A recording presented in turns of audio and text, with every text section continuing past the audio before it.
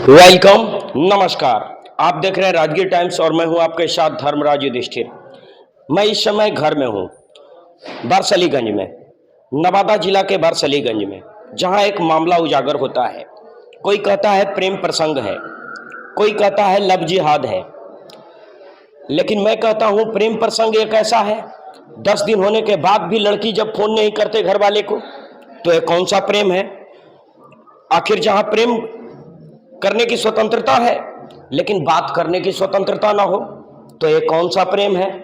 इसे जंजीर कहेंगे, इसे मजबूरी कहेंगे। कुल मिलाकर तो यही गणित बन रहा है। कहते हैं कि प्रेम जब करता है तो कोई भाग जाता है और वहां से फिर गुहार लगाता है कि मैं घर जाऊंगा तो मेरे घर वाले मुझे दंडित करेंगे, मुझे प्रताड़ित करेंगे। कानून से गुहार लगाती है, समाज से बताती है, लेकिन आज 10 दिन बीत जाने के बाद न लड़की का फोन आया है। मैं लड़की के घर में हूं। 17 मई को यह कांड हुआ था और तब से लेकर आज तक न लड़का मिला है न लड़की मिली है। लड़का हिंदू का नकाब ओढ़कर हिंदू लड़की के साथ छल कर देता है और उसे भगा कर लेकर चला जाता है और अब तक कोई खबर नहीं मिल रहा है, जबकि प्रशासन तीव्र गति से छापेमारी कर रही है, कभी यहां कभी वहां, लेकिन कोई सुराग नहीं मिल रहा है। आफ्ताब और श्रद्धा हाल फिलहाल में झारखंड में पेट्रोल छिड़ककर आग के हवाले कर दिया था। ऐसा क्रूर घटना, लेकिन उसके बाद भी कोई फर्क नहीं पड़ता। प्रेम करने के लिए क्या कोई दूसरा धर्म ही मिला था? कोई ईमानदार आदमी नहीं मिला? यह कौन सा प्रेम है भाई? बार बार घटना घट रहा है लेकिन समझ में नहीं आता। तो अब भी चौंक जाएं।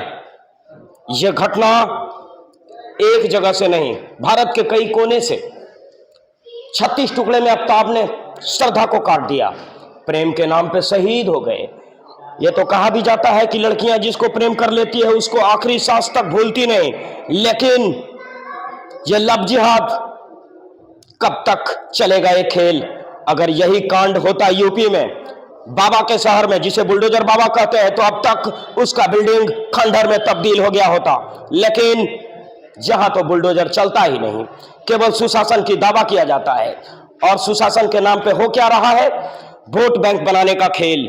सरकार दबाव बनाती नहीं, प्रशासन काम कर रही है 10 दिन से, लेकिन अभी तक फिलहाल कोई खोज खबर नहीं मिला है। हम उस घर में हैं, देख सकते हैं घर वीरान पड़ा है, सन्नाटा पसरा है, मातम पसरा है और चीख चीख कर यही बता रहा है दीवार, इतना बड़ा कांड हो गया है।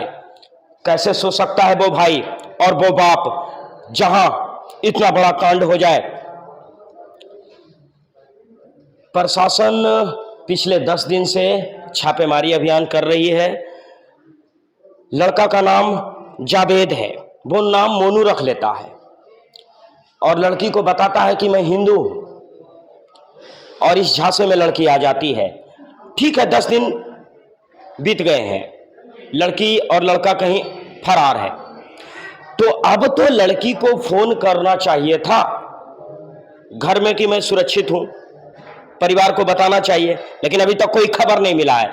इसका मतलब यह है कि क्या बीत रहा है, क्या हो रहा है, इसका अंदाजा तो नहीं लगाया जा सकता, लेकिन यह जरूर छल हो रहा है। परपंच और आडंबर के सहारे इस कांड को अंजाम दिया गया है। इस कमरे में भाई बंद है। भाई ने कहा मैं मीडिया से बात नहीं करूंगा, मुझे प्रशासन पे भरोसा है।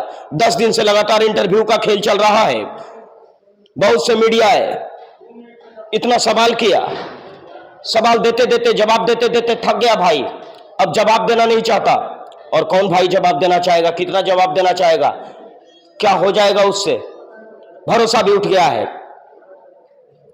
तो मैं उस घर से बोल रहा हूं, एक छोटा सा व्यवसायी है, रोजी रोजगार करके अपना जीवन बसर करते हैं।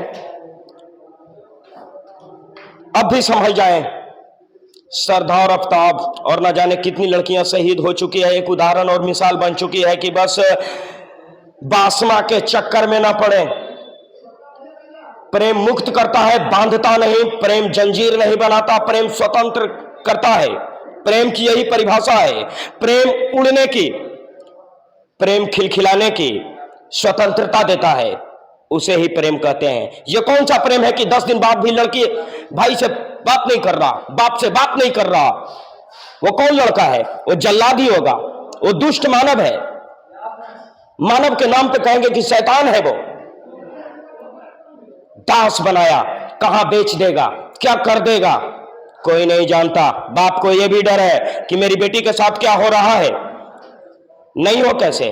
ठीक है, नहीं आना है, ये फोन से कह दिया जाता कि मैंने शादी कर लिया पिताजी, मैं अब नहीं आऊंगी, मैं इस लड़के के साथ खुश हूं, तो बाप भी खुश हो जाता।